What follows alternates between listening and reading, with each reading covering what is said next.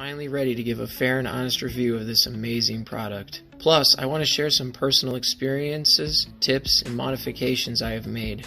I spent 2019 learning to ride my Alpha Freeboard that sat around collecting dust for about 20 years. I have some wakeboard experience and a few solid hours of flow riding under my belt. So when I first got on the Summerboard, June of 2020, my learning curve was basically understanding how the throttle affected my balance. While my board was being charged for the first time, I was already taking off the risers. Take off the risers under your trucks as soon as possible. You will have more rocker, making it harder to catch an edge. My hooks are still not very tight on my feet. You can use them to have a consistent stance on your board. First ride I felt like the N64 kid on Christmas morning. I was shouting and yelling, whooping as I cruised uphill on my road. Power sliding while accelerating. The freedom to go so many more places is amazing, and riding for a solid 30 to 45 minutes allows you to really immerse yourself. Now my lunch breaks are dedicated to spinning past the local post office while also turning heads, listening to my favorite jams. So how does it compare to snowboarding? Well, that depends on what you're looking to do. It feels most like snowboarding when I'm either making wide carves across multiple lanes or I'm in a parking lot. What I find myself doing the most, though, is cruising down a 2-lane road and throwing 180s and 360s, some 45 to 90 degree board slides. Kind of turns the SBX into its own animal. Customer service was always responding within 24 hours before they got flooded with orders. My guess is right now they're pretty solid too, as things have calmed down since the middle of summer when the COVID delivery delays were really hurting everybody. Before I even bought a board, they answered a ton of questions I had about the battery. My board has been serviced a few times. All expenses were covered by Summerboard. Really, the only frustrating part was the wait. It's understandable if you have to send your battery in until you get that battery back. If it was something that I could replace, they'd mail it to me ASAP, and within a few days I'd have it. Overall, I've been very satisfied. Really good experience. A lot of this can be solved by the community if it's a simple problem. It's really useful as if you have another person who owns a board, so that you have a whole nother setup to plug and play components together. You can take your battery out and put it in their board. If it works, then you know it's not the battery. I've found the following factors affect your battery life for a single charge: your weight, average speed, inclines, your throttle while sliding, and your overall slide behavior. The harder you work your motors, the shorter your run will be. So if you plan to commute or make a milk run, you may find that you have to be prudent with how many power slides you throw. I get on average about 45 minutes, averaging a speed of 12 to 18 miles per hour, with either a few hills or mostly flat ground, where I choose to spend more time sliding. Sometimes going full throttle and mixing up some aggressive slides. Wear a helmet. I've had at least 4 bad falls with my Summerboard. One just the other day. I caught my downhill edge and flipped backwards. Helmet hit the road and I rolled right back on my feet. So wear a helmet. Protect that moneymaker.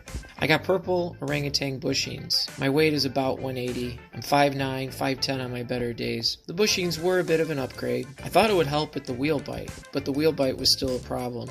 So I ended up getting some extra speed washers. I can stack these washers, push my edge wheels out a little further. I still can get wheel bite, but it's a lot harder too. I have to really be leaning on that one wheel. This also widened my wheelbase, increased my rocker. I'm still experimenting with it. I have a new set of wheels on now. I think using the 7/8 washers per side, I've been enjoying the balance of it. I'm not sure I'm the only one who has had my trailing foot bindings slide all the way back from being used. I got some larger washers, got them ground on the sides to like a D shape so that they fit against the trucks. I have put about 250 miles on my board. I have full body crash pads I wear on the days I choose to go more aggressive at full throttle. I try to always wear at least wrist guards, mostly to protect my hands. And I'll say again, wear a helmet. So after a few months of use, this is what I have to say about maintenance. Learn how to rotate your wheels. Inspect them and see if you're wearing them evenly or not. Don't forget you can rotate your wheels 180 degrees and wear the other side of them down. Regularly inspect your board. Every so often I find my center wheel screws where your feet stand a little loose, tighten them back up against the deck. Get spare belts. I haven't had to replace mine yet. It seems like any week now, one of them will be breaking. I have had my original center wheels, and they still look great. I know I'll want to get another set, but at this time I've felt no need to.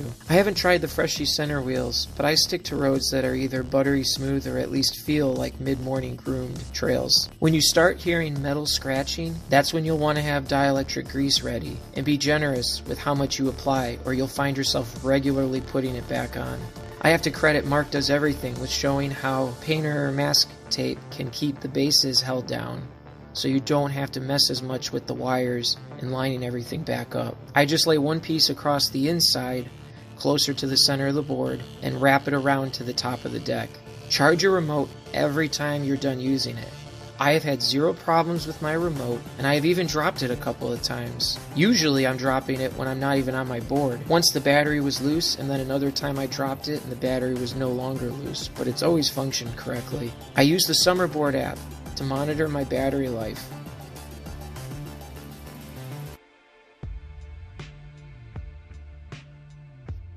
Some basic terms. Assume the board is moving this direction and the rider is standing regular.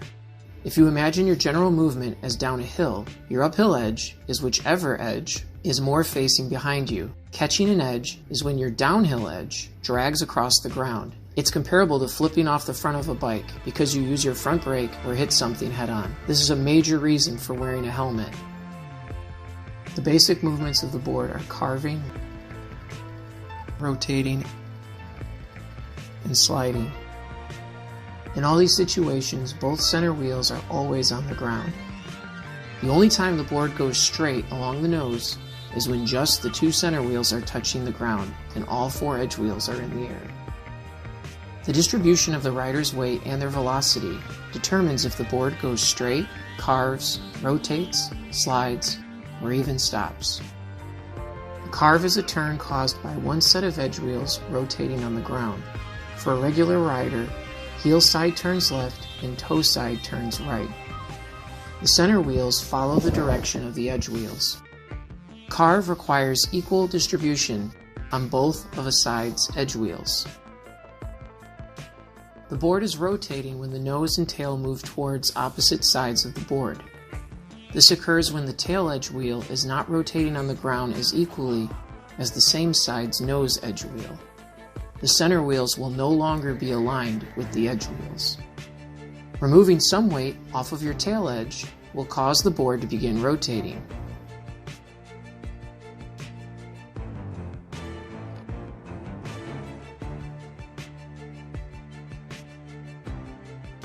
If you were to instead favor weight on the uphill tail edge wheel, the board would rotate back towards your original straight direction, where you would then balance weight equally on both of the side edge wheels.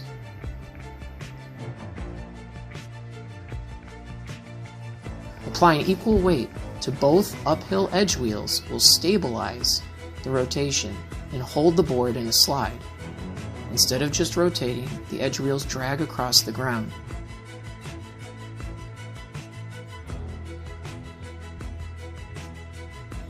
The friction between the edge wheels and the ground will cause you to drift, reducing your speed, and eventually come to a full stop. Easier said than done, but those are the basics. Apply that to any situation and you'll understand what you need to make the board do. I try to keep my weight centered over the board along the nose, tail in almost all situations. The one exception is when riding my center wheels only. I slightly favor my tail end so that my uphill heel toe edge wheel can stabilize me if something unexpected happens. All the work is done by your core and lower body. Keeping your shoulders along the length of the board is the ideal position. Similar to snowboarding, any major movements by your upper body in response to your board balance or movement is making up for your inability to properly control the board with your lower body and core. I didn't say you can't ride with style, just that there's more efficient ways to make your board do what you want. Some common problems. Catching